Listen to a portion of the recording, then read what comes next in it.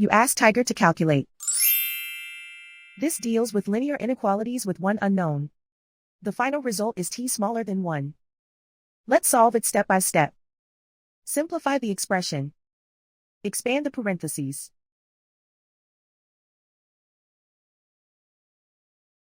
Simplify the arithmetic.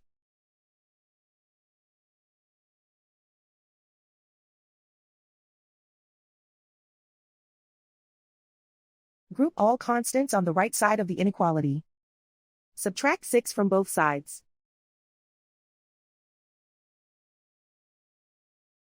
Simplify the arithmetic.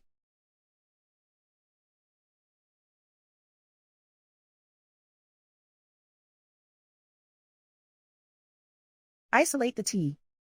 Divide both sides by -4. Whenever you multiply or divide by a negative, reverse the inequality sign.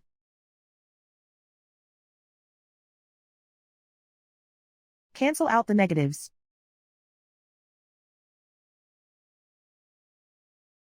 Simplify the fraction.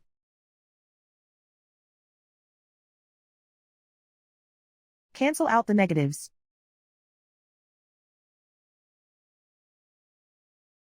Simplify the fraction.